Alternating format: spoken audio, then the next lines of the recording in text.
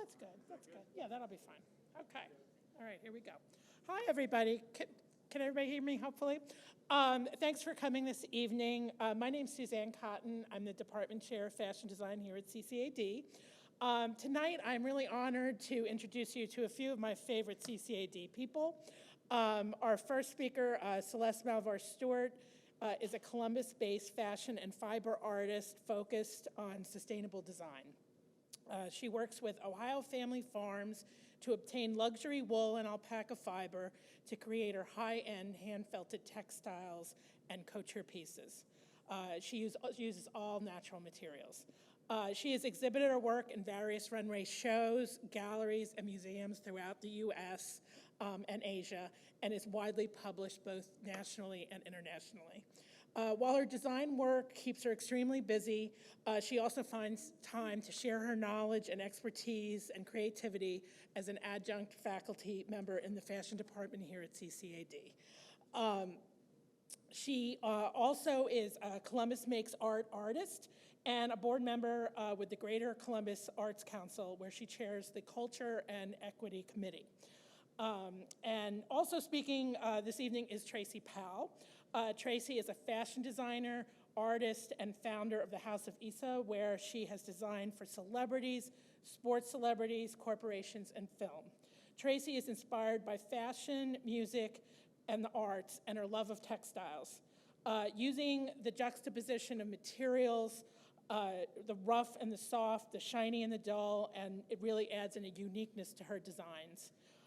Tracy has been featured in runway shows and exhibitions throughout the Midwest and is widely published in magazines and articles internationally. I'm proud to say also that Tracy is a CCAD alum of the fashion department. Finally, moderating this evening is Audrey Nicholas. Audrey is a full-time faculty member of fashion design here at CCAD. Audrey came to us by way of France and has worked her way in as a fashion knitwear designer at several brands in Europe and throughout the U.S., such as Mango, White House Black Market, and Abercrombie & Fitch. And we're so proud that she's part of our team now. So let's welcome Celeste, Tracy, and Audrey to the stage. Thanks.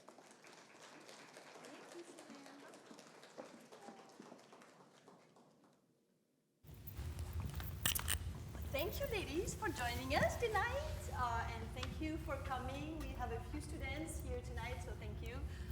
Before we dig into the exhibition, I wanted to talk about the magic that happened in the classroom.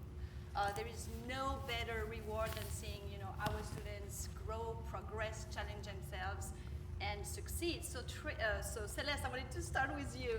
Talk about Tracy as a student, as an artist when she was in your class. Oh yeah. So yeah, it was amazing. It was one of those instances where it was my first semester teaching, and I was teaching tailoring. And I didn't know that I liked teaching. I mean, now I realize how much I love it and how much I love my students. So many of you are here. Hi. And so when Tracy came in, we were working on designs, and she showed me a sketch. And it was funny because you were like, Tracy's not timid at all. And she was kind of like, can I make this in this class? And she showed me the sketch, and it was extraordinary. I mean, it looked like something that should be at Alexander McQueen. And I was like, absolutely, yes, you can make that. And of course, she began creating it. And if you've gone to the exhibition already, the very first piece starts with that coat, which she tailored in my class. It was her first time tailoring. And I just knew from then, like, you were extraordinary. And I went home and I told my husband, I think I have someone really extraordinary in my class. So yeah, it was really, it didn't take long to figure it out. Yeah. So Tracy, on your side, so talk a little bit about having Celeste as a professor and how she inspired you. So, little fact, I took tailoring once before, and for some reason I didn't pass it, but moving on, I didn't pass. You had a second chance. So I had a second chance. So when I came to her with the sketch, that's why I was kind of like, because the first professor, she was like, nope, we're making jackets, we're not making this. So I slid it over to her with a little trepidation because I didn't want to be shot down, but she had so much excitement. She said, yes, you can make this. And So that got me a little joyful. And, you know, in her class, she was so excited about teaching tailoring. It made me, I was excited about fashion anyway, but it just opened me up even more. And the more we worked together, the more helpful she was. I mean, she was always willing to help. Just opened me up more and more and more. And she was telling me that I had this talent that I loved fashion. I was always into fashion, but to hear someone say, "You got something." And I was like, "You sure?" Yeah, she would just always be like, "Really? Really? And then I'd be like, "Yeah, you have something." And she'd be like, "Really?" Which Yeah. I make it a point with there are so many talented, you know, kids and students and stuff, so I do make it a point. It's so important to tell you guys that you have special talent when you do. Yeah. So, Yeah. but Tracy didn't believe it. So Tracy, you took the class as a junior, correct, I think? God, seems so long ago.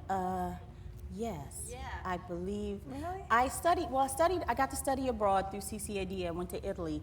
And when I came back, I took a semester off. So, yes, I may have been, junior. Okay. So talk to us about how this relationship grew after, or before after graduation. I mean, you know, during the class, as my students will know, I love to interact, and I love when, you know, I love teaching, and when you love learning, it's so easy. And so I think that we really connected through fashion. Like, we're both so passionate about fashion. We love it. We talk about it. Even now at 3 in the morning when we're working, we're like, Crazy. and then did you see the, you know, Yoji's show? And, you know, like, we're always talking about fashion. So I think it was a real, you know, natural thing, but also a godsend. I think one of the things that impressed me with Tracy is after you graduated, how she didn't stop asking and learning and wanting to learn. So after graduation, she'd come to my studio and we'd work with basic blocks for those of you who aren't really in the industry, but we start from blocks whenever we create our designs. And she would come and just want to learn how to draft a block, pants block, this kind of block, how do I size it, and she'd come to my studio and she'd already graduated. And I just thought, and that inspired me too. You know, it's not, mentor-mentee doesn't just work in one direction. I've been so inspired by her as well, so. Beautiful. So you did many events together, right? You did a runway show at the Decorative Arts Center of Ohio, where you showcased both of your work. What made you decide to do this collaboration together and create this? How did that happen? How did you start? It usually starts with Celeste. Tracy. You got to do this show. I'm like, okay. She usually starts with Celeste, like, Tracy, this is awesome. You got to do this show. She's always encouraging me and pushing me out there. Tracy, you gotta come and you got to do this. And before CCAD, I was a realtor. So this is my second career. I was a realtor for 17 years and decided to go for my passion. And so I networked previously, but now this is for fashion, which is a little bit different. So it was just a blessing to have Celeste coming into this industry and having that guidance and saying, these are the things that you need to do. Okay, now you've graduated. What's next? What am I going to do next? How do I get out? And Celeste, you really need to do that. I think you should do that, or don't do that. And then we would always talk about, like, we should collaborate because our aesthetics and design sense is so different, so distinct, as you can tell when you go into the exhibition. But they work as well because they're so different, and because, you know, lots of times mentees will try and emulate their mentor, which I don't think jives as well as this sort of back and forth inspiration, right? And helping your mentee find your voice. And it's a very unique voice, obviously. So we would always be like, we should collaborate and make a piece. Yeah. So we were talking about one piece. One piece. We were like, let's collaborate, it would be fun. one piece. And then this opportunity came up where they had a call for a faculty exhibition, and I was like, hey, yeah, we could just show We all should of our do people. this. Let's do it. Yes. So that's how this happened. And then we ended up collaborating on 3 pieces, which is in the middle section of the exhibition. And now we're, of course, and it's up here. It's up here. So these are the 3 that we collaborated on. Are you going to ask us about that later, or am I going too far? So, you know, it's funny because the first time I saw the exhibition, I didn't know what to expect. I was very curious. And when I went in the room, it was so clear, and I really recognized your two style, your two aesthetic, and it seemed like it was very organic, very natural. So talk about, the process of who designed, who did the tailoring. So talk a little bit about that. I did all the designing. I love to design. That's really the one thing that I love. I could sketch for hours. So I had a whole lot of sketches, and me and Celeste sat down, and she said, maybe you should just design it all. So I ended up designing it, and then, she picked and we picked together what would work for both of our styles. So. What was your inspiration? Like, where did you start as a process, as a creative? Oh, I was really thinking about suits. I mean, I've been on this thing about tailoring and thinking about suits, so I sketched a lot of suits, a lot of avant-garde pieces. Yeah, so it was really suits.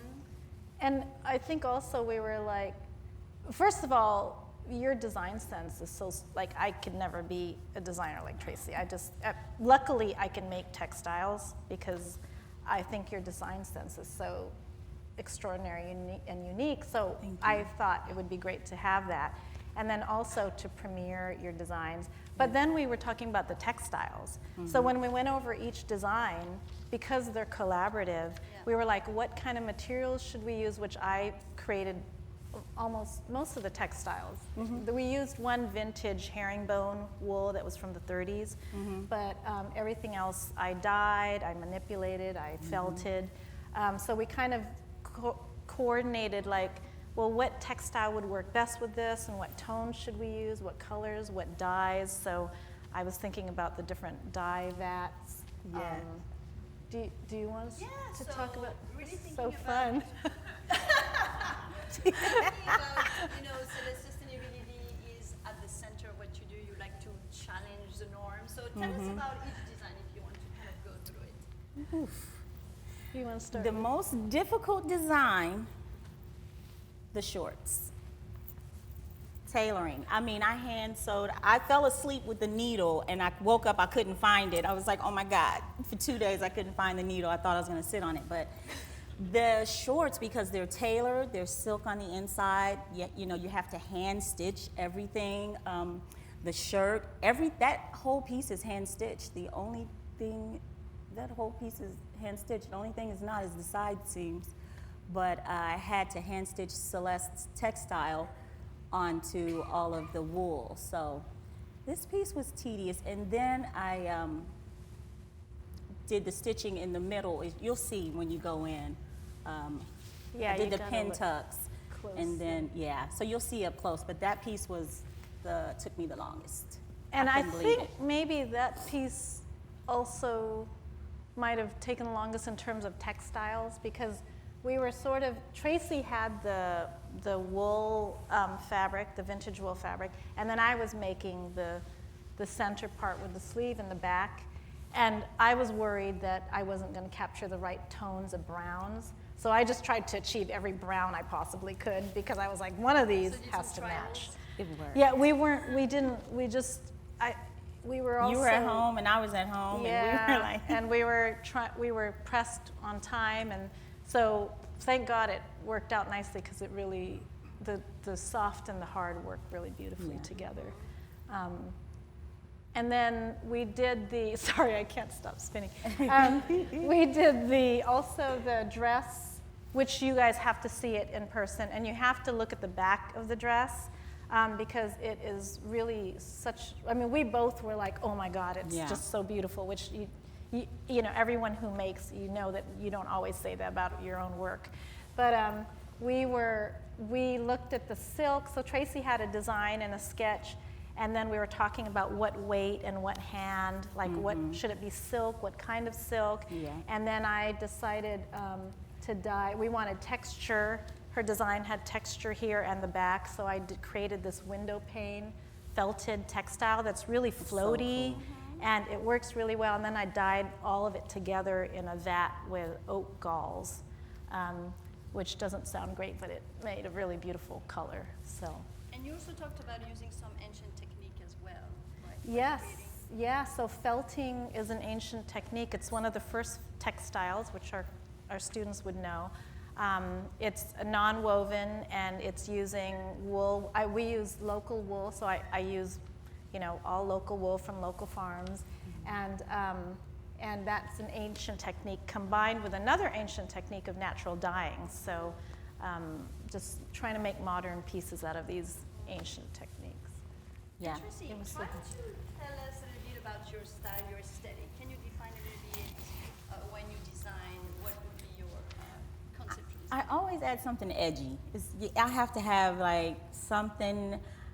I'm the only girl. I have brothers, and I was a tomboy for a long time, and I always have to have something that has an edge to it.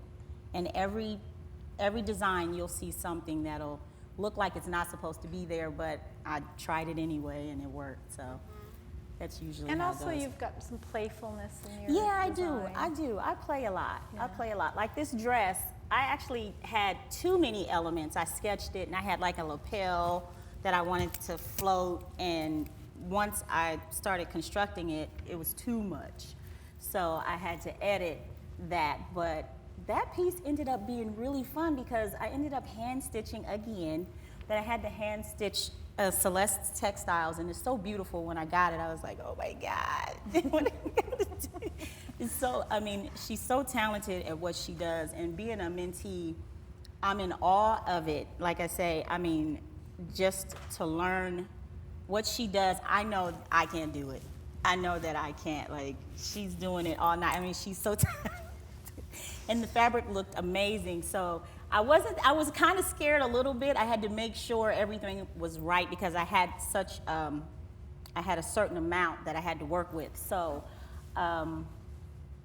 it worked out. It just ended up being really gorgeous, and the dye was incredible. And it always blows she never stops blowing my mind. I'm telling you, every time I see something, I'm like, how did she do this? But, And we wanted it to look, as you guys can see, we wanted that very kind of deconstructed. Yeah.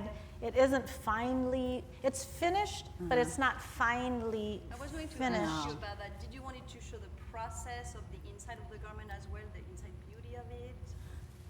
I wanted some of the things to be inside out, like on purpose. I wanted you to see the hem on the side raw. I wanted you to see that I hand sewed it with a running stitch, that it wasn't perfect, that it doesn't have to be perfect, what's perfect, and that you could see the raw edges that I cut. Like, I cut, everything is just cut by hand.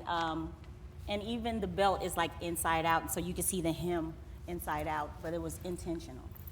And so you included, both of you, some of your own pieces. What was the message you wanted to give with including both of, the collaboration as well as you as designer, how you evolved? I think it is about evolution. If you notice, the title is Mentor, Mentee. And in a semicolon, you're stating those two parts equally. And so we really wanted to talk about how when you have a healthy mentor-mentee relationship, there is no real hierarchy. Even though, I've been in the industry much longer, but I also learned things from Tracy, and I'm inspired, and she influences me as much as I influence her. So we really wanted to get that across in the exhibition, where we show our own distinct voices and how we evolve distinctly, but you can start to see how we also start to impact one another maybe not so much in our work. I don't know what you think in our work, but at least in our approach and our sensitivities and all of that. And it's this appreciation of being distinct, but also being able to collaborate beautifully. Like, don't be afraid of collaborating and giving your voice to someone else, because if it's the right collaboration, it comes together beautifully. And Tracy and I weren't like, well, it's your design, you come up with the text, or she's like, well, it's your textiles. It was just so fun and so organic, and we'd be up, at 3 a.m. and like, oh my God, what if I do this? What do you think if I do this? And it was right, it was so fun. It was fun. It was so fun, really fun. so yeah. One thing I wanted to ask you is, so Celeste, in your work, when we see your website, your creation, you always have such an amazing displays and lights and colors, and you always have an element of of surprise. So how did you decide this type of display, the way you present your work? You know, we always say to our students, the way you present your work is as important as the body of work itself. How you imagine that space, and how did you create the space We had for the another, exhibition? we together, we sat down and we just talked about what did that look like? What did this collaboration look like with my things looking, you know, the way they look, and then Celeste is beautiful. How do we put these two together? So I think we just sat down and decided that we wanted it to be, you know, elegant, like high fashion. Yeah. You know, it kind of mimics, it doesn't mimic McQueen, but a lot of people have said reminds them of McQueen. Yeah. And, you know, so. And the individual, we wanted to be able to show our individual designs without it being too noisy. Yeah. So you can kind of concentrate on each piece, like that corridor. You can see each piece, but we also wanted the whole room to be seen, so we came up with those semi-transparent panels that we're very happy with. They're not from IKEA, we made them. Yeah. So we made them, they're silk. But also, we were inspired by museums like the Met, Yeah. the V&A. We were both looking up, like, look at this, look at the way they did this, and look at the way they did this. Because we really, and Tracy said this, which I love, can I say it? Yeah. She said, what we're showing is contemporary art. Yes. And I think a lot of times in the art world, fashion isn't as accepted as easily as art, and we really, really wanted to get that across in this exhibition, that you are looking at art. Yeah, I really actually wanted to ask about that because, you know, we have some students who are interested into this type of fashion, and so what would be your advice for fashion in the form of art? How can they approach galleries? How can they put their work out there and showcase their work? What would be your advice? I'm still learning. I know, but it would be interesting because you are, but you've got it. Like, Yeah. so, I mean, like, I think one of the things as fashion designers and as artists and fiber artists and fashion artists, whatever we want to call ourselves, is that we don't tend to overlap with other industries. We tend to stay in fashion, and that's what we do. We do runways, we do this. But if you are making, and not all fashion is art, but if you are making fashion that steps into the boundaries of art, I think it's really important. You know, Greater Columbus Arts Council, Lacey is here somewhere, and I lost you now, I don't know. There she is. Thank you, Lacey, for coming. She had the yarn rolling down the aisle, who's an amazing fiber artist. But, you know, Greater Columbus Arts Council gives away they distribute so much money, there's so much funding available for artists and the professional artists. And that's what fashion designers are when we graduate, right? We're professional artists, if that's especially the path you want to choose. So I really encourage, which I've been encouraging, and Tracy's got, like, you tell Tracy something and she's gone, she's off doing it. But, you know, so I'm like, yeah, do exhibitions. You know, you don't have to just do runway shows or photo shoots. Do exhibitions. Be involved in the arts community through GCAC, through the Ohio Arts Council. There are so many avenues to be involved, and so we don't have to just stay in our lane. Yeah. And that, I really can't say that enough, because GCAC and the whole arts community here, the CMA, who are coming to see the exhibition tomorrow, they're so supportive. So yeah, we don't just have to be designers just doing runway shows. But Tracy, how do you feel about, like, Yeah, give us stepping your advice. into I mean, the... you're really good at networking, you're really good at putting yourself out there. Yeah, and give jo- some and then, advice like- for students who are maybe not as confident. Oh, I think you just really have to, I mean, it's not just like meeting someone at school or meeting someone on the playground. Hi, how you doing? Or you want to play? I mean, you just have to do it. There's no other way to do it but to surround yourself, go, like Celeste said, go to these functions, go to exhibitions, tell them who you are, you know, give them your card. I just think that's how I do it. I'm a little bit older too. Like I said, this is my second career, so I guess that doesn't And make you it any networked- you easier. But I networked networked before. But it's the only way to do it is just to do it. But I mean, even like we're doing a show on April 22nd on Earth Day at the Decorative Arts Center of Ohio, Decorative Arts Center of Ohio, DACO. Again, another museum, right, organization, like a museum where you wouldn't think fashion would intersect, but they have a great exhibition right now called Flower Power, and you guys should see it. I mean, and so doing a show in conjunction with them, and you don't think about designers working with the Decorative Arts Center of Ohio, with the Columbus Museum of Art, with GCAC, but it's great to do that, yeah. And you, Celeste, so along your career, you have surrounding yourself with amazing models, designers, as well as photographers. How did that help you grow and make yourself known locally, but also, nationally? You go to a lot of schools, you do a lot of exhibition. Yeah. I don't know. And great filmmakers. We have one right here. But film is another area that, fashion intersects. But I think I've just been around for so long. And you have been featured in Vogue, right? Vogue photos. Thank you. But I think I've just been around, and even during the hard times, I just kept doing it because I love it so much, and the perseverance, and I've been around for a long time. You can't really ignore me at this point. But so people see my work, and when you care and you talk about it, and people know when you care about something, and we're so passionate when we talk about it. We love it. We're passionate. We collaborate with other great, incredible artists. People start talking, and then being at CCAD, it's really wonderful because every year I give a talk at FIT and Parsons and the universities. Being an educator, it really helps. So I also get invited to talks. So it's like I'm like all over the place, but it's wonderful because then I'm talking to the Alpaca Association because of the fiber, and So I think just stick around long enough and keep doing it. They'll start hearing about you. And so one of the things I wanted to ask you as well is, along your career, you have been talking to my class this afternoon about the message you wanted to give. You hear, giving the voice of two women. What are the things you want to challenge? What are the questions you want people to ask themselves when they look at your design or your creations?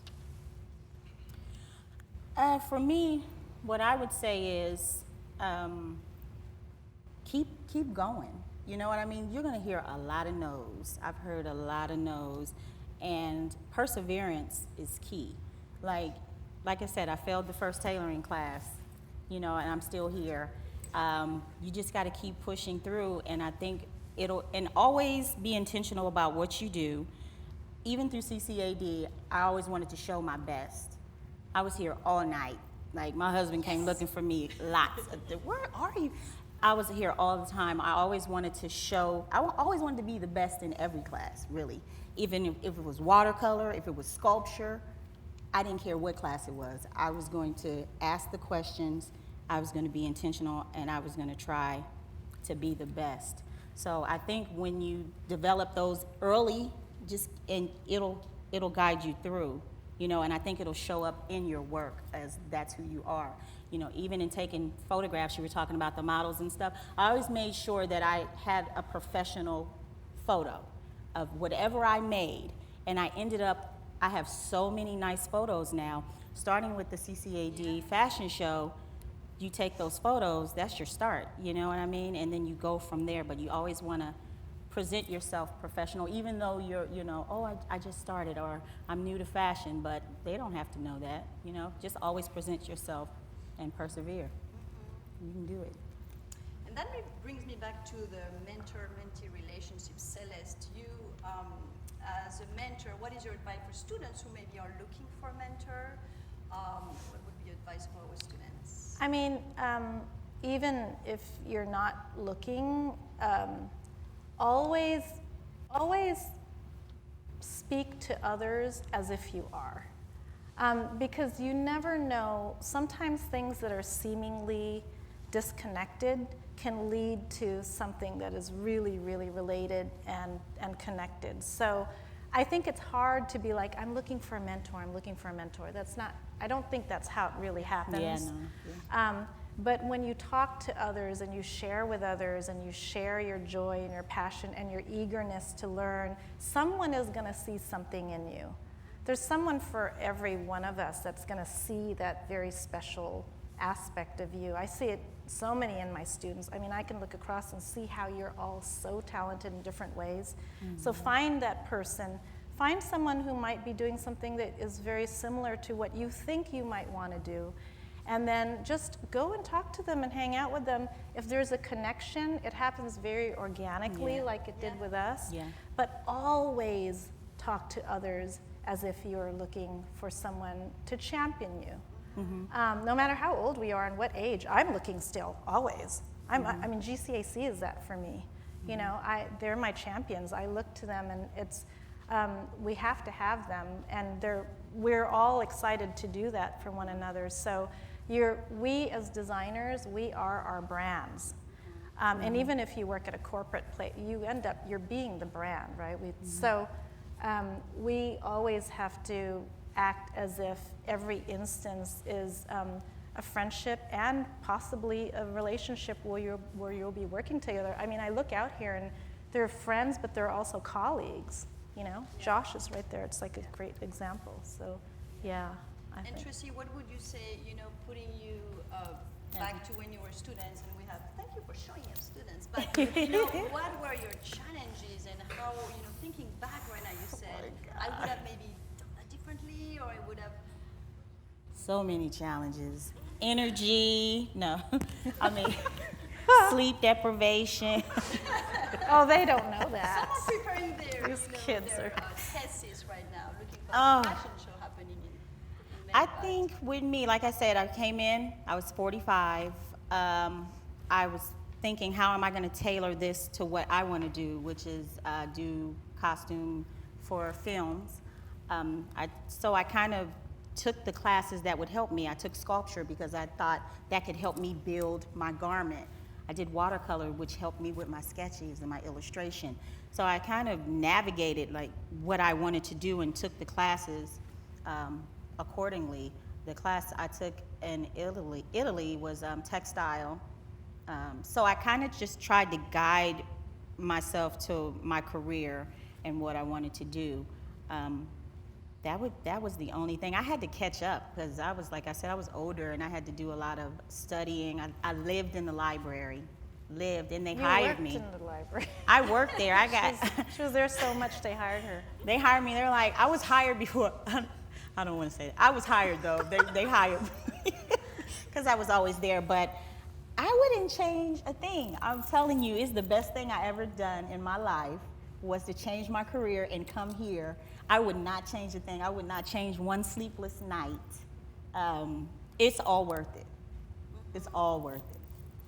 And one of the first show you did after graduation was Columbus Fashion Week, right? Talk about that experience a little bit. Oh yeah, I was still a student. So yeah, I was still a student. And I did my senior show, but I had to come back and finish some classes. And Fashion Week was at the show, and they said, you need to do Fashion Week. I said, okay. And then, so I ended up doing the fashion show, which was amazing. Suzanne was like, you know, you should do it even for the photos alone. Do it for the photos. Photography was amazing and incredible. It was a great experience, but already having done it with CCAD and then moving on to Fashion Week, I kind of knew a little bit, but it was a great experience. I had a great experience that first go around. And you also create garment for some of your friends or people who are asking you, so that's kind of like your business. Talk about that. Yeah, so yeah, I design for my friends. I sell my designs. I also style. So I've been styling a lot of people too. And then I had the opportunity to collaborate with Columbus Fashion Alliance and do the uniforms for the Hilton. So it's just been one step after the next. So it's been pretty great. And opportunities for you to come back to our classroom as well. Yes. Right, yeah. So talk to us a little bit about what's coming. I know there is a lot of events. There is First Day where you also are gonna showcase some of your designs. What's next for you, Celeste? What's next? What month are we in? February? So I think the next biggest, oh my God, I couldn't tell you. Well, right now, there's Art Spot that's happening, and if you don't know about Art Spot, it's through GCAC, and it's a public arts project. So there are 14 artists, and we just got in Newsweek, which puts Columbus on the map for public art as well. But it's throughout downtown, and I created a couture gown, and so that's still ongoing, and it addresses climate change. So my piece is about global insect decline, and it's on south, where is it? South Front, thank you, South Front Street. So, but it's all over downtown, so you guys should check it out. So that's a big, I'm really, really proud and honored to be, thank you, to be part of that. And then I think the next really big thing is the Decorative Arts Center of Ohio Gala on April 22nd on Earth Day. I'm co-chair, and I'll also be showing, and then Tracy is the chair of the fashion committee, and she'll be showing. So it's going to be really amazing. We're really elevating everything this year. We did it last year, and it was really a success and beautiful and wonderful. And Randall I don't remember Randall's last name. Throp is the curator and archivist for Paramount Pictures, and he's going to be there again this year at the show.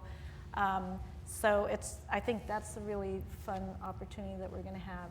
And then I'm also going to be at in an exhibition at the main library. They're celebrating 150 years. So I'm doing that, and then I'm going to be in another exhibition in another university. And I can't remember the name of the university, but there are just too many, sorry, there are too many things, but there are quite a lot. I've got a couple of wedding gowns. So hopefully to finish off the year. And then teaching. Tracy? We have the show coming up, like Celeste said, and then I've been booked. Like, I have clients that want these special garments. So I am booked for now and until The show? Yeah. Oh, yeah, and we're doing arts. I don't know if we're supposed to say yeah. that. But we have another Maybe big not. thing that I Yeah. don't know if we're allowed to announce yet, but then that's really big. Oh, and then, yeah. Yep. There are a couple of big things. We You just can't can't say. pronounce them yet. Celeste, you told me the other day, sorry, I didn't put that on the paper, No. but that you wanted your work to evolve and you were kind of maybe starting a new chapter in your creative journey. Do you want to talk about that? It's kind of Yeah. inspiring. Well, I think, when I moved here, I was people would come to me and they'd be like, "Oh, you are the felter," and I've only started felting in the last, when we almost just like right before we moved here, so which was in 2012. Before that, I loved to tailor. I'm obviously, because I teach tailoring, I've been tailoring for years, so I really want to bring all of that back and almost sort of rewind and bring in more of my tailoring skills. But now that I have picked up all these other skills, I want to try and see how I can mesh them together and create tailored pieces mixed in with soft and felted and naturally dyed. And so my next collection is called Ambiguous Citizenship, because I'm Filipino-American and I'm an immigrant. I was born in the Philippines, and I've been feeling a little bit like, what does that really mean, and how do I blend Western with Eastern and all my different skills together? So I think my work is, I'm sure my work is going to begin changing, and I probably won't be known as the felter anymore. Which is your name? So, I wanted to have some time for Q&As, but first, I wanted to show here for all of you to be able to access their website, their social handle. The QR code actually works, so you can use it, so don't hesitate. If they want to contact you, actually, I left the email on the page, so there is their contact. But we have some time for some Q&A, so I'm going to be around in the room. I think there is a microphone. I think Tim has it. Oh, yeah.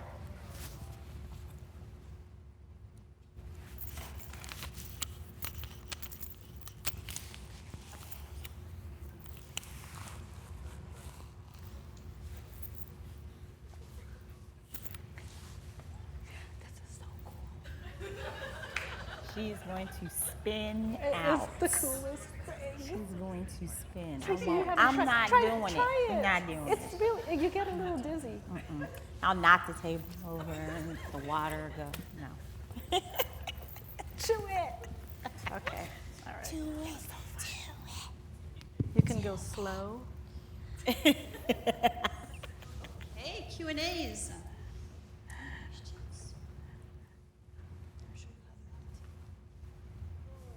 Yes. He's not planted.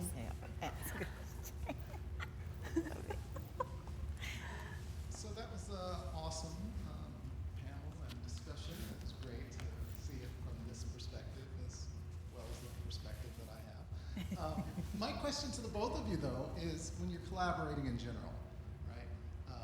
You guys are obviously professional. You're experts at what you do. You've been doing it for a very long time. You're unique and individual. Sometimes when you're that good at what you do, it's easy for like a competitive sort of vibe to come in and get in the way of things, and you guys don't have that between the two of you. So I'm curious, how did you sort of manage to deal with anything like that if it ever came along with the process? I have a theory. Okay. We both don't have sisters.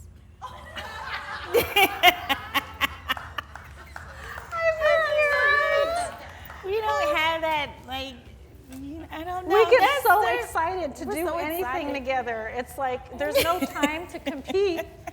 I think also No. admiration. Admiration. I think it's like, it's not, yeah, I think the mutual admiration, because we're Yeah. always like, Tracy, you are amazing. Yeah. How did you think of that? And then It's she Celeste. says the same thing to me. So there's, I think, Yeah. have you, I've never felt. I've never felt that. I've always been like in awe, and I knew in the beginning I used to. Celeste knows everything, right? And I think I would test the theory a little bit, like, so how do you think we could do? And she says, oh yeah, all you gotta do is this. I'd be like, how does she know everything?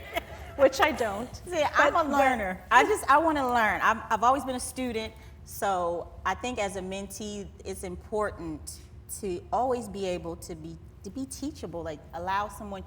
I've heard people say, I've been sewing since I was 10, and then get to tailoring and it's out the window because it's not, it's a whole different animal. So I think always being humble, and because you can always learn something, because we don't know everything. So I think I stay in that, in that admiration with her, but I know I can learn so much because there's still things, we're working on sleeves.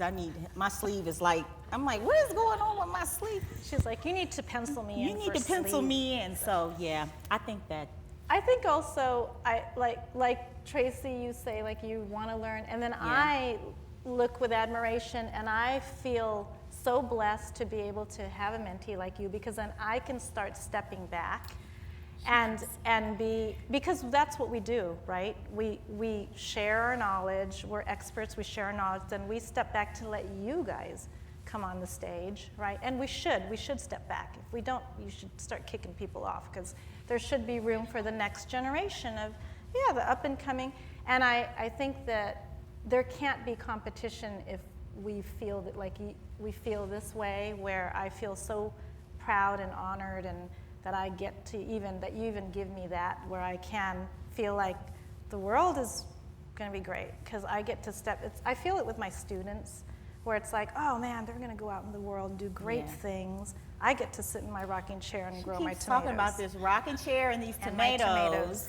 And I'm like, nuh-uh. Spinning rocking chair No. and tomatoes. I think that at CCAD, the fact that we're a small institution, like all these conversations that happen in the hallway with our students, this is something that maybe other universities doesn't happen. Yeah. And I think that this Yeah. relationship, this magical kind of collaboration between students and the instructor really happen. Yeah. Yeah. That is true. Yeah. Thank you guys for asking questions. Yes. Hey friends, how are you two?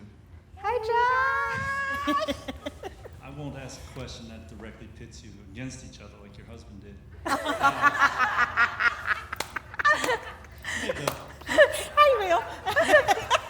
Tracy, I wanted to ask you, this one's for Tracy, because it's pretty inspiring. You get to a certain point of your life and you kind of settle into your experience and say, I'm at this point in my life, this is what I am. But you chose a different path. You said, I'm going to follow a passion. Can you speak on that? At what point did you know, were you inspired to do that, and what kind of pushed you to say, I have to do this to live out the rest of my life? I think I was selling real estate, and I go all in. And anything I do, I'm all in. I was a good real estate agent. It got to the point, this is around the time when the bubble was coming, I just started questioning, like, I'm not really passionate about, I'm not feeling the passion in this anymore. I've always been the type of person that I'll go jump off the bridge, like, I'll do it. So I've always been that type of person. But it was around that time, and I wanted to do, something was pulling me, and it was fashion. It was just pulling me, and I told my husband, I was like, look, I really want to do this. And he was like, you got 4 years. And every year, he was like, you sure God told you to do this? Yes, every year. I'm like, he told me to do this. So it was that. It was just tugging at me, and I had to take a leap of faith. That was all it was, because I went from, selling to not selling and coming here and being inspired by all the students here. So, yeah, leap of faith.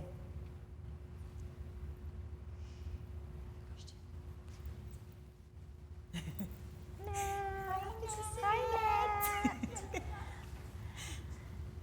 was going to say, I feel like this was just a Tracy and Celeste love fest. You guys were spending so much time talking about how much you love each other, which I love. My question is for you, Celeste. Why do you make time to mentor people? Why, sorry? Why do you make time to be a mentor? You're so busy. Aww. You have so many things to do. so why spend that time mentoring? I'm sorry, I'm so busy. We've been trying to get together, but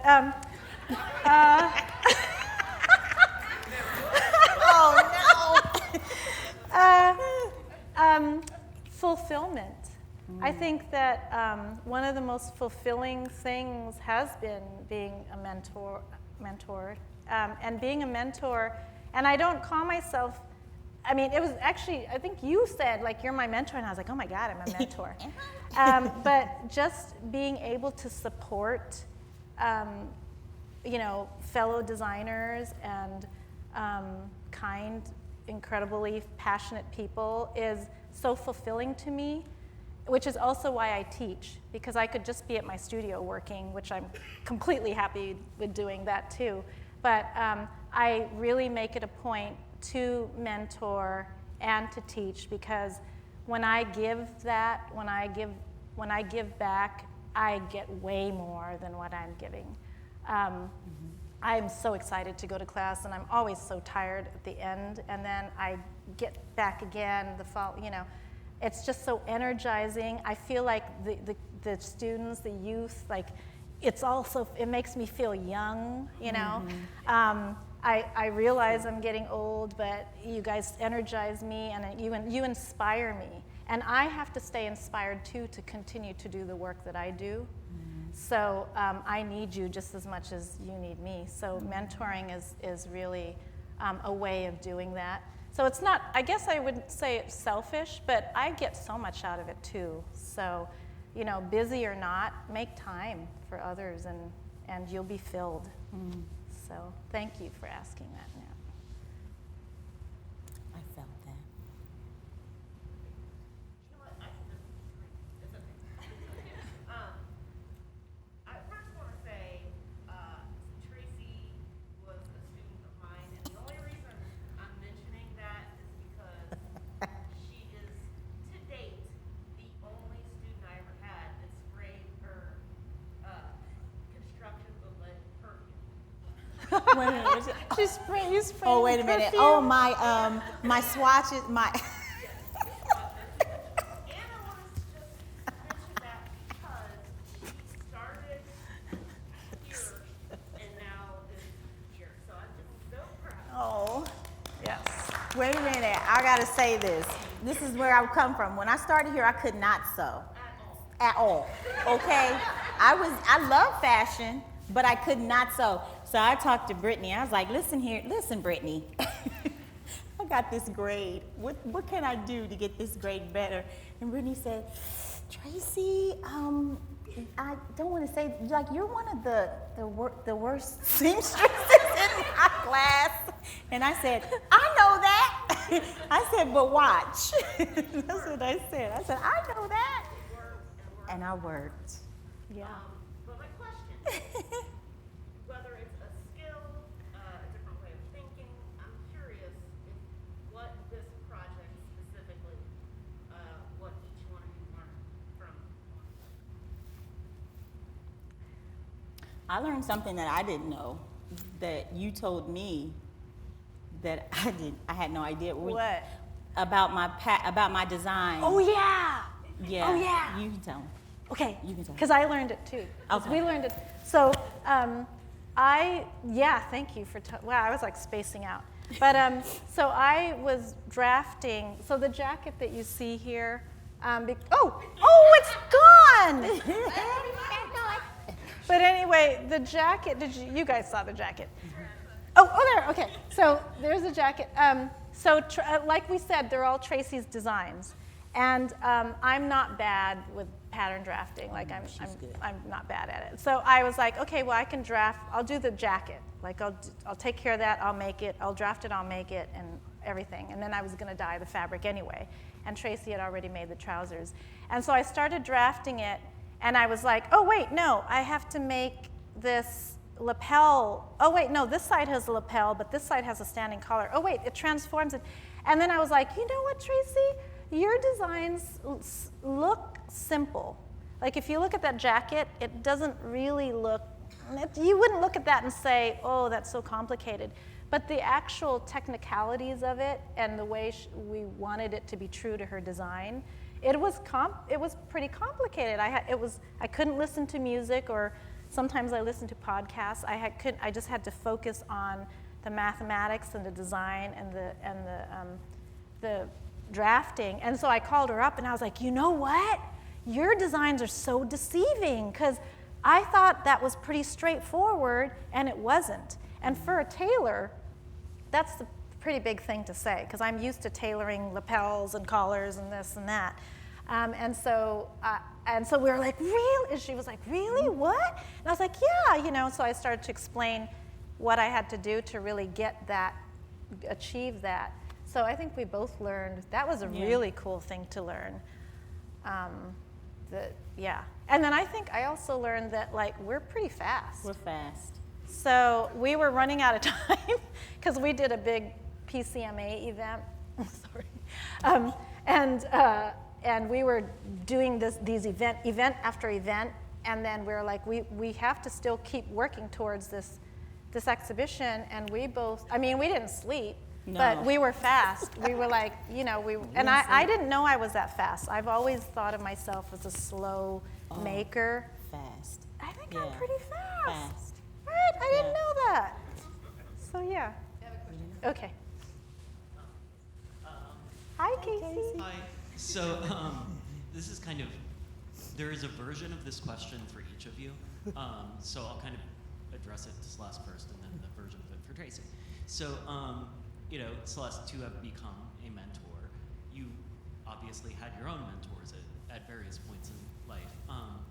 So I just kind of wondered if you could talk a little bit about, like, what it was like to make that transition to where you were first like, wait, I'm mentoring people, and like how you kind of evolved into that role, over time, but especially like when the first time that happened. And then Tracy, version of that for you is, have you found yourself becoming a mentor to people in various ways? And what's that process been like, kind of uncovering that part of yourself? Such a deep question. I know, Casey. Casey, I had an incredible mentor, Howard Thornton, who just retired from the SF MoMA. And I always was like a month ago when I contacted him, because I was like, hey, we should show in San Francisco. We should take this exhibition somewhere in San Francisco, So I reached out to him, and I didn't know he was my mentor until much later. He was always helping me and supporting me, and he was, again, one of my champions. And he isn't that much, you know, maybe he's like 15 years older than I am or something, but he really instilled in me the importance of being mindful about the way we can guide another person, because he was always so kind. I don't believe in, you know, you have to learn by experiencing the hardship that I learned. I believe that if I experience the hardship, how can I help you have a better experience? And he really taught me that as well, because he had a hard time in the industry. In San Francisco, it's so cutthroat, you know, it's like New York.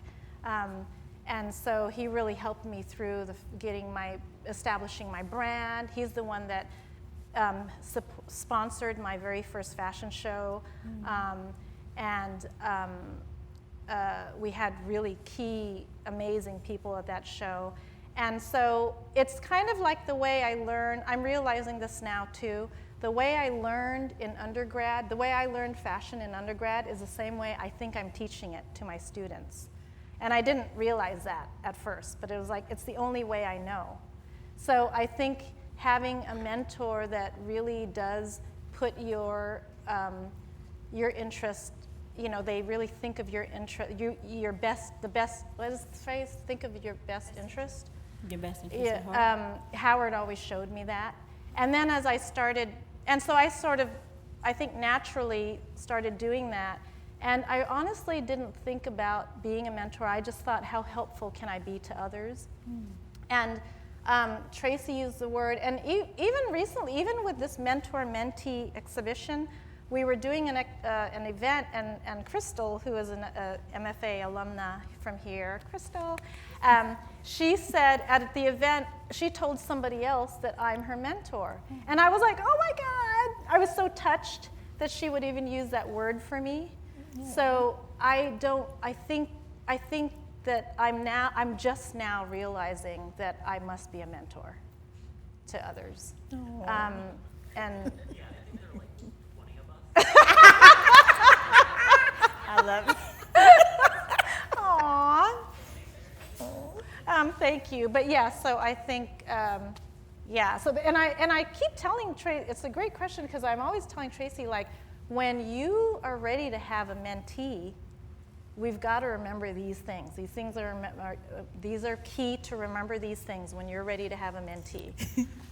So I'll like give that. She always said, I know sometimes, I don't know, I know that she's preparing me because she takes it seriously, because sometimes she'll say something and the next day she'll call me and say, hey Tracy, I want you to know that that's not really how you're supposed to do. She doesn't want to give me any bad habits. So she'll say, you know, I really should have probably done it this way. I'm telling you, and it's like, because she's constantly trying to make me a better, because she knows one day I'm gonna mentor one day. And I'm welcoming that, because I've always been encouraging to others, and I welcome it, and I will take it seriously when the time is right for me. Yes, for sure. Special. Yeah. Thank you, Tracy. You're taking it serious. I'm taking it serious. Hello. Hi, Charlotte. What do you think is going to be the future of fashion and also sustainability in fashion? Because we live in like a obviously like mass-produced, dominated world. What do you think is like the future of fashion is going to go? Do you want to say the future of fashion, and I'll talk about sustainability maybe or something? You know what I'm seeing? I'm gonna say it. I'm seeing that these hybrid. I've been telling Celeste, like, are you noticing that the luxury designers, people are now going more towards the independent designers now. People are now going on Instagram and finding, people who specialize in accessories, and people like us. People are now gravitating towards us. With Instagram, I feel like they're kind of moving away from The big luxury the big brands. luxury brands. Yeah. I do. I feel like a more boutique style is coming. And I think they know that, and I think that's probably why they're doing a lot of collaboration with Adidas and, you know, with a lot of the other brands, because they know it's something is shifting right now. And I think that speaks to moving towards a more sustainable way of producing and consuming. I think that our average consumer now is also a little bit more mindful about the way we've been functioning, you know, all these years, especially with fast fashion and how much, you know, damage that is done to not just our environment, but societies and economies. So I think that movement is going to start focusing more on smaller production. I feel like also the digital thing is happening. So, you know, like Clothes, a big thing, or these 3D softwares where we're not making a bunch of samples so much really anymore. Maybe they're going to be digital. We get avatars that we can see different designs, right? And maybe there's a combination. I don't know how I feel about that, because one of the things that I love doing is working with local farmers, because I want to continue to support the breed to get these beautiful luxury fibers, because I think there's nothing like putting on a garment that I mean, you know, I don't know how we can do that digitally or whatever, or virtually. But I think that you guys are the future. You guys are the future. And that's what makes me feel like I'm at home sometimes and I tear up thinking about you guys, because I'm like, you guys are so aware of, we cannot keep producing the way we have been. We can't keep the status quo. We have to think about waste-led design. We have to think about inclusivity. And when we think about these things, I think it is natural to be sustainable, because then you're just more mindful about what you're doing. So it's harder for us to be like, yeah, I'm going to make 2,000 of those, and I don't care who's suffering or whether it all ends up in landfill. You guys don't think like that. And I think we've made, I mean, I'm so proud of that. So I think it's sort of this natural progression that's just going to happen. It has to happen. Otherwise, we're just going to end up killing ourselves with the way it's going. So not to be a Debbie Downer on.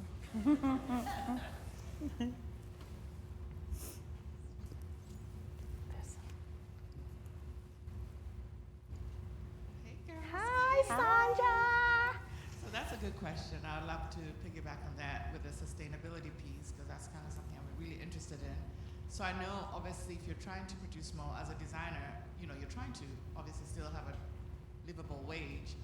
How will you balance that with, okay, yeah, we want to be sustainable, but I'm not going to buy, I can't afford a $400 t-shirt, because you have to get, you know. So how are you going to have that balance where the designers are making the money and the clothes are accessible to everyone in the right way? Because if you think of teen girls or someone in college, you know, Forever 21 or the, I don't know, Fashion Nova stores, they're buying clothes for $20, $30, and so are they going to be able to invest more, or just not buy? I don't know. How do you address that? I mean, I think, is it okay? I think we have to think about redirective behavior, because it's sort of this mindset it changed when fast fashion really started to happen, where we were really producing so much. Just like now when we think about coffee, right? Nobody minds paying $5 for a Starbucks coffee. There was once a time where coffee was 50 cents or $1 because it was just coffee. Right. Now it's this mindset of, I don't mind, I mean, you're holding a Starbucks. Right? Not the only one. And you don't mind paying that much for a grande or venti or whatever. They're expensive. Right. But we understand what's behind that. We understand that, you know, first of all, it's in a different ballpark. We're getting this sort of luxury experience. They're more mindful with the way they even work with the farmers across the world.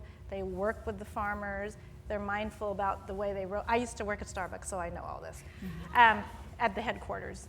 And they're mindful about the way they roast. They give back to the community. They create communities within Starbucks. Starbucks is designed to Why am I pitching Starbucks? But anyway, they're designed to have people come and hang out. So we need to change that mindset with fashion. Yeah. And we need to get out of the dollar coffee with fashion, right? We need to help people to understand, if you buy a beautifully made, well-made garment that was designed by someone who mindfully did it and isn't just after your money, and you buy that garment, it is meant to last. And there are people who are doing things in fashion like Nat, where we're talking about mending. The mindset is not wear this, get rid of it. And if we can start changing that, just like Starbucks was very effective to do that, I think we have a chance. Yeah, just a different mindset. We have to start, thinking about clothing as not being so disposable. Because it's not. So Tracy, what do you? I mean, I pitched Starbucks. Yeah. So. No, that's true. Yeah. Right. So thank I you, though. agree. It's a good question, because a lot of people are kind of like, well, not everybody can afford sustainable clothing, but can we afford the consequence of continuing the way we're continuing? We really can't afford that in the end. First, to comment on just what you said is I remember going into a store and buying a $10 on sale jean skirt, and then falling in love with this wool sweater, and then taking just this deep breath and spending, I think it was the most I'd ever spent on a sweater. It's like $88 back when I was in my teens, right? 20s, I mean. And so, and then it was funny because I like the color on the on sale jean shirt, it immediately started running. I seriously wore it once. And by the 10th time that I wore that wool sweater, I was like, I've already per wear, I'm already ahead. Yeah. So, and so for me, it's like, I love that sweater, and I was so willing to make the investment, and it turned out to be this marvelous investment. I still have it. 40 years later. Yay! And so for me, I think about design, about being how we show the love. And I'd really like to hear how you show the love in your designs. I mean, what do you think is the place where you get really excited? That that piece, when you're working on that, that's where you find the fulfillment, and where you like, when the person puts this on, they're going to be, so this is going to be a thrill for them. I don't know if I understand the question. You're saying, where do you find, when you're creating, where do you find, I think for me, it's all about the Wait, where do you find what? the love. Oh, the love. Like, Sorry. like I that. couldn't. Okay. Okay. When I'm creating my my surroundings, I have to have it. It has to be peaceful. It can't be drama. It has to be. I mean, I light a candle, because I really think about who's gonna take this garment on, and I feel like the energy that I give when I'm creating it goes into it. So I'm mindful of my mood. I'm mindful of the music that I'm playing. This is just me. But I really think I want them to put this on and be happy. When I'm in that happy mood, I want them to feel that love that I put in that garment. I do believe the energy transfers. Mm-hmm. Yeah, I'm the same. I think when I go visit the animals whose fibers I use, I just visited Ray Ray the other day, my favorite alpaca, and the love that I have for Ray Ray, and the farmers and the shepherdess and everyone who shares things with my ability to make a garment, which is Mother Earth, because the animals are eating, they're grazing, and then the animals themselves who give us the beautiful fiber, and then the shepherdesses who love them so much. I feel like there's so much love in just the materials that I use, that when I go to the studio and I make it with love and happiness and I won't work either if I'm not feeling good, but I'm usually pretty happy.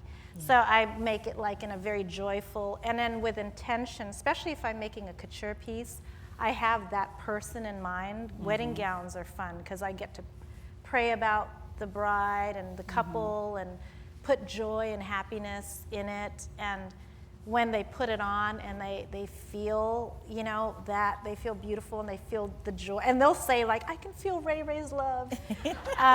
It makes me so happy. It's really, really the most wonderful experiences for me as a designer. So yeah, and it's fun, like when we know who made our clothes, Yeah, right? Because most of us don't know who made our clothes. yeah, that's true. Know your farmer, right? Right? Yeah. Yeah. Yeah. Oh, there's one back there. No, the IT guys asked a question. You know? Thank you. I'm not a fashion person because, I don't know, jeans and a shirt is just enough for me, or polo. But I do have a question for both of you guys. First for Celeste, how was your journey being from the Philippines, coming here to America, and getting into a very, very hard, difficult, you know, industry? And then for Tracy, my question for you was coming up with a second career after doing real estate for so long. How was your support system with that? I know you said your husband was like, you got 4 years and you're done, you know? So how was that?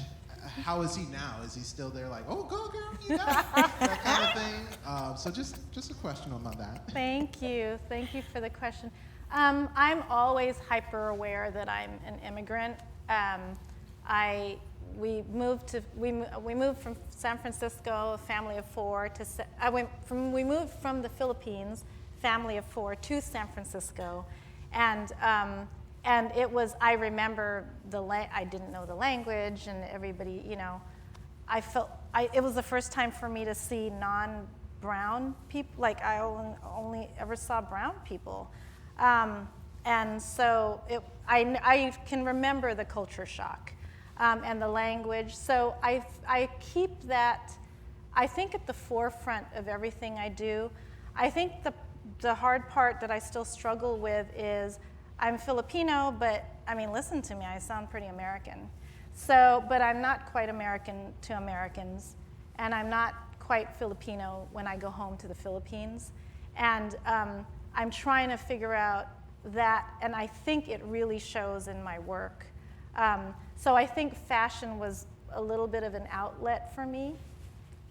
And I think moving into the industry I didn't find it that difficult because I found everything difficult. I mean, everything has always been a battle, and we talk about that being women of color, being women of color, being an immigrant, you know, and it's sort of like we're always having to fight for stuff. People are always underestimating us, always. So we're always having to prove and explain and prove, you know, even with this exhibition, it's like, no, it's gonna be art, you know, we're always having to battle. So I think I'm blessed that I chose fashion. I wasn't as prepared as the students are. Like students now, they do the research. Where am I going to go to the university? I was like, I'm going to do fashion. And then I just was like, I'll go to London because San Francisco is boring. So I was not like the students now. And I just have been blessed. But I think the industry, I don't expect anything to be simple in this industry, and it isn't. But if you have the passion and the drive and the, you know, all of it, you can thrive. So, yeah, I think, did that answer the question? Yeah. Okay. For me, it was so funny because like I said, my husband did say every year, like, are you sure this is what you're supposed to be doing? And we ran into Celeste and Bill at Kroger's one day, and I was like, oh my God, this is my professor. You know, I'm telling my husband, this is my professor. And so he's like, I got a question for you. And he's so intimidating. Does she have something? So does she have something? He still was not convinced. Like, does she have something? But I waited. I did my collection. I didn't show my family any of my work. And when I did the CCAD fashion show, he seen my stuff, and I said, so what do you think? And he said, ching, ching, ching, ching. So now he believes now. But I had a lot of support. If it wasn't for my mother, my father, my husband, my children, like, they didn't eat, they had ramen noodles a lot, you know, they had takeout a lot, so they were very supportive, and then allowed me to go to Italy for a semester. Like, yeah, I say, yeah, I was there for 30 days, and he says 34. He hasn't let me live it down, but yeah, you really need support to do something like this. And we're both, so we talk about this all the time because my husband is my champion as well, Bill, even though he asks these questions like this. But without you, I mean, yeah, we're so blessed to have husbands and families that really do truly support us. You know, we do stuff where, because again, we've always got to go the extra, right? So we do things where we're not eating. Like the last time we did a big event, I was just running around like crazy, and Bill prepared a little plate for me to take in the car and eat while I was going to my next event. And that's what we can be for one another. I think that just makes such a big difference. Yeah, so it does. Thank you, Bede. Thank you. Last question.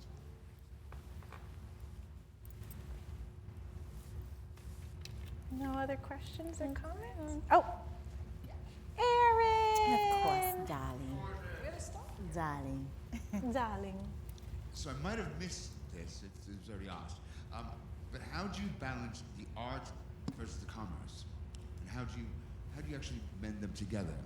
Like, as in, you have an idea, you've got a vision, you've got a concept. How does that translate into something that can be commercial, that can be purchased, that can be produced?